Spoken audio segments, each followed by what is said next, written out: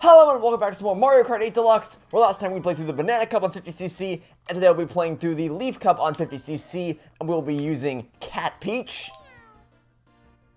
We also unlocked a new pair of wheels last time, or a new set of wheels. That would be the metal wheels. We're going to be using those today, and we're going to be using them along with the standard bike and the paraglider. Here are the stats. And of course, as always, we're going to once again make sure that smart steering and auto acceleration are indeed disabled. And so without further ado, let's dive into the Leaf Cup on 50cc. Let's do this.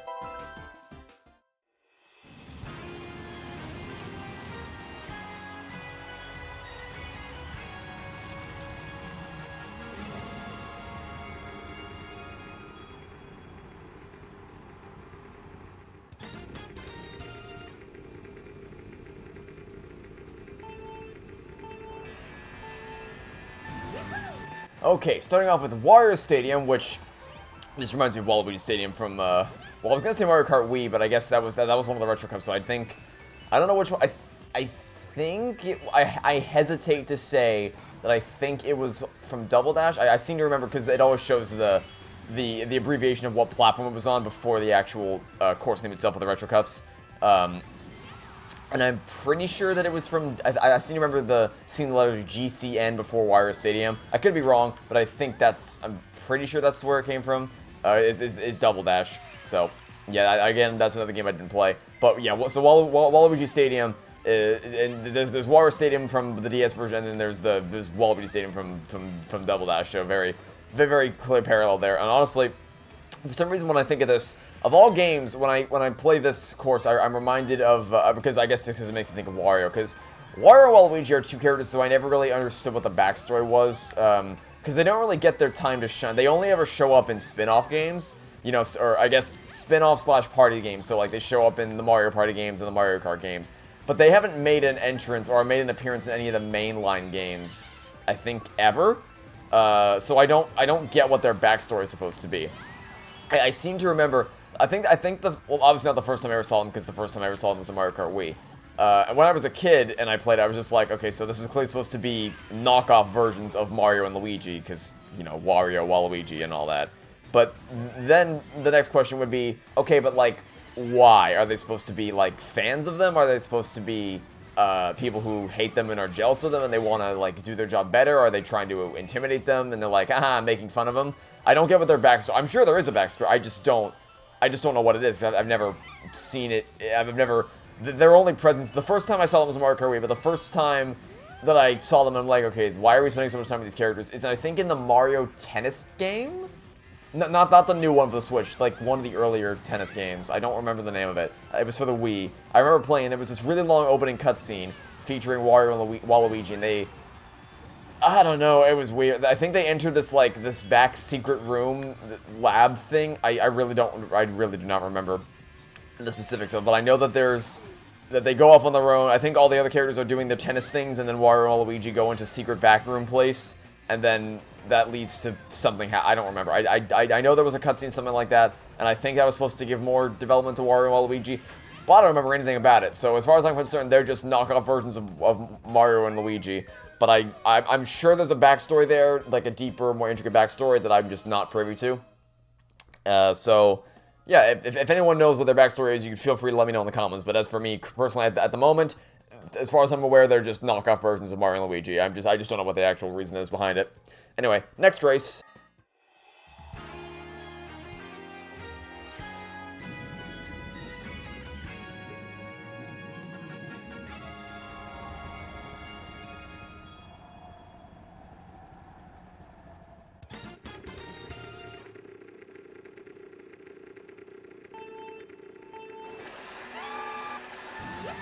Although while we're on the subject of Wario and Waluigi, I guess more specifically Waluigi, you may remember when I was talking earlier about the fact that they all show up for the party games, but not for the mainline games.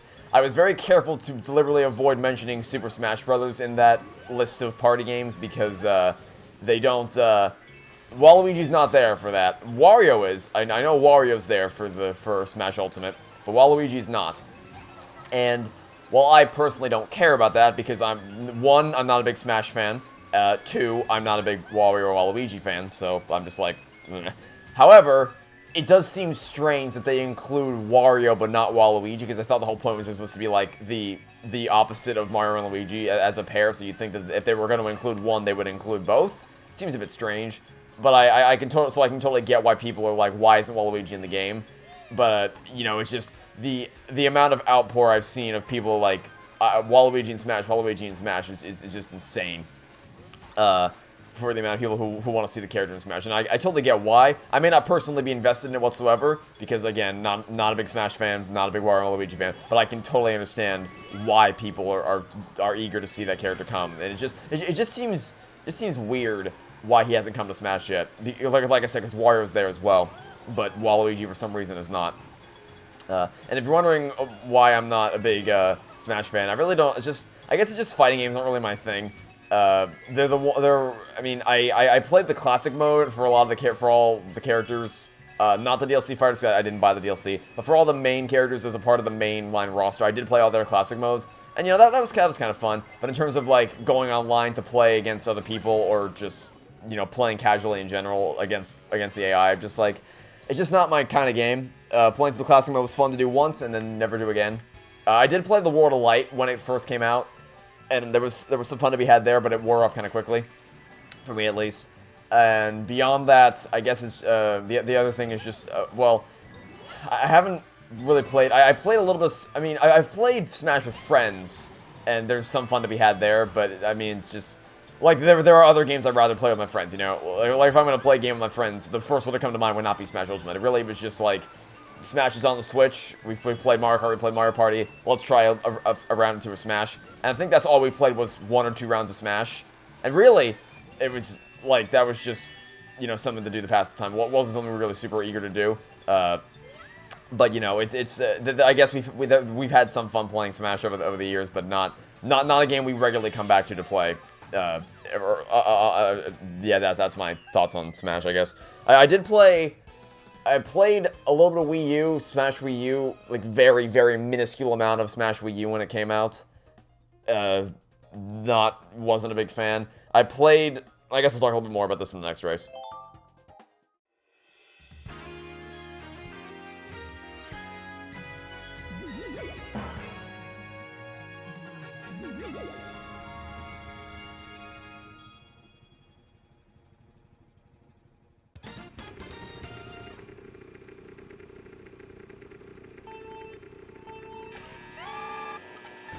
I never played the original Smash game. I never played Melee.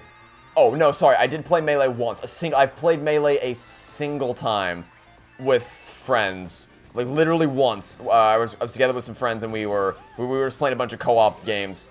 We played Overcooked and things like that. And one of the games that we decided to boot up, or that one of my friends like, hey, I have this game. Let's play it. So we played a round of Melee, and we just kind of...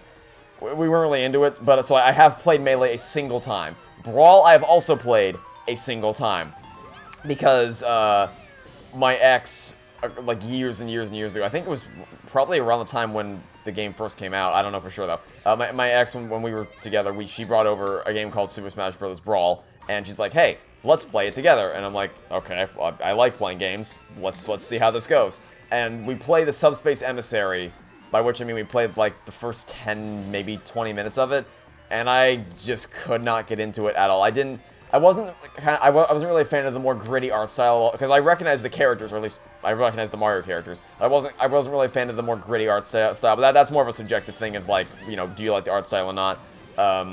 So I'm not gonna hold that against it. I just couldn't get into it. I didn't really follow what was happening in the story, and I wanted to save. I think it was a choice between saving Peach and Zelda, and she was like, we should save Zelda, but I'm like, but I want to save Peach. I don't know who this other person is, and you know, so she took the wheel, and we saved the other person, who was Zelda. So I had no idea who that was at the time. Oh, good, Spiny Shell, my favorite. But yeah, so played a little bit of that. Wasn't really into it. Didn't really get the story. Wasn't a big fan of the gameplay. But it was fun to play a game with her, I guess. I don't know. So then I wasn't really a big fan of Smash, but I was a fan of the Wii U at the time, so I wanted to get more Wii U games, and I some of my friends were getting Smash Wii U, so I'm like, hey, I'll get this so we can play it together. And we didn't, but I got it, and so I played a little bit of it. Not much of it. Like, I barely played Smash Wii U. I think I played 1, maybe 2 rounds with friends, and then I played classic mode a little bit and then never touched it again. It just was not... I don't know what the general consensus on Smash Wii U is, but personally, I did not like it really at all. I mean, again, coming from a fan, someone who's not really a Smash fan, even I was like, yeah, I don't know about this one. Smash Ultimate is definitely the game I've sunk the most amount of time into in terms of Smash games, and I've actually cleared out all the classic modes. I've even gotten into the high 9s for some of them. Not all of them. I didn't care enough to try to actually 9.9 all the characters in terms of the score, but I did get pretty high scores with some of them. Some of them I just hated their moveset, and it was a struggle to get through it because I refused to actually like use any of the, because I didn't like using coins, because using coins just lowers your score so much. So I didn't want to do that. I wanted to actually like earn my way up to the top with victories. But you know, eventually at some point you're like, okay, well, I hate this character, so I may as well just use the coin to get through it. If I had a classic ticket, I'd use the classic ticket, but just generally speaking, the classic mode was fun. War of Light was fun. I definitely enjoyed War of Light a lot more than Subspace Emissary. I did, but just generally speaking, I guess it's just fighting games aren't really my thing. Just the general gameplay of it just doesn't really appeal to me all that much. But there's some fun to be had every now and again.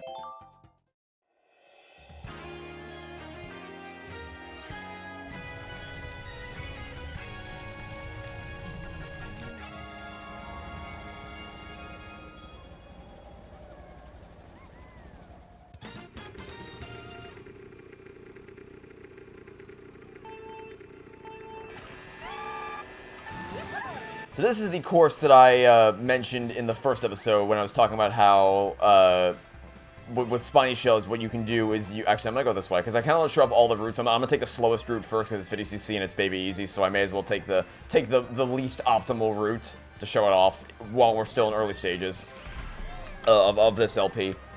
Yeah, so I was talking about how there was an instance where I was playing Mario Kart with my friend, and he tried to Spiny Shell me, and he failed because I saw it coming. I was right before the finish line. It was the final lap, and I was in first place. He was in second place. So I put on the brakes and pulled to a stop, let him pass me, so that he became in first place, and then the Spiny Shell hit him instead, which was a pretty cool moment. I was very, very happy that I was able to pull it off successfully. I've never done that since. I guess I've never had the opportunity to try to do it since, because usually no one's close enough for me to be able to do that. If ever a Spiny Shell comes flying my way. So it's not something I get to do all that often, but the times I do get to do it, it's pretty awesome. But yeah, this is one of my favorite retro courses, just because of the insane amount of ways in which you can go.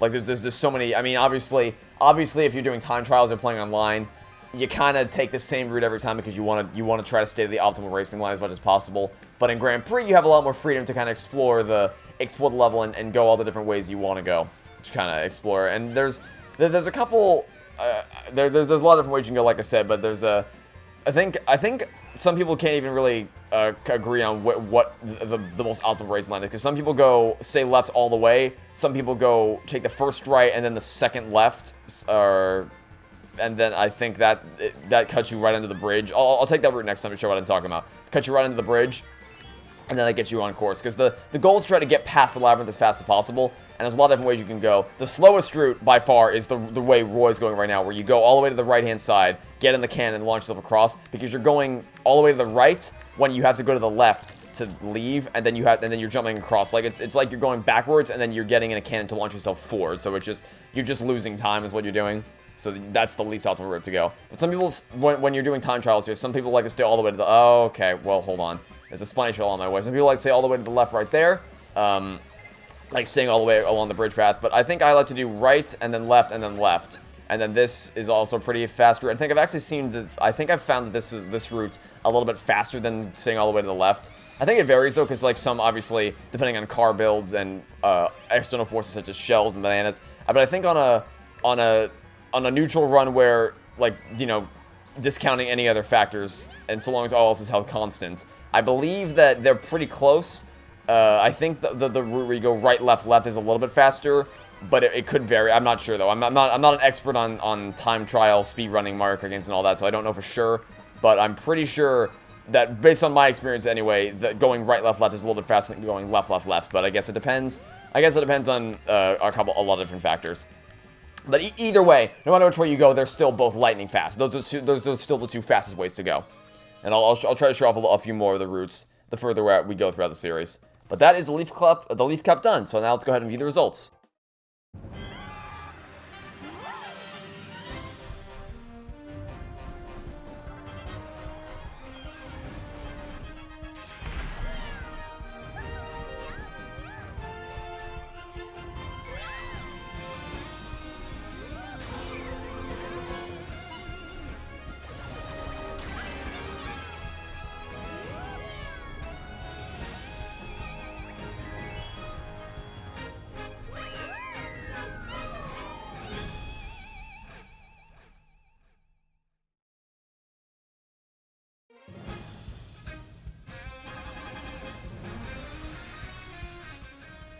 You collected 210 coins. A new vehicle customization option has been unlocked, and we'll see what that is in the next episode. But for now, that is going to do it for this video. So, thanks for watching. Stay tuned for next time, and I hope to catch you all tomorrow for some more Mario Kart 8 Deluxe. Goodbye!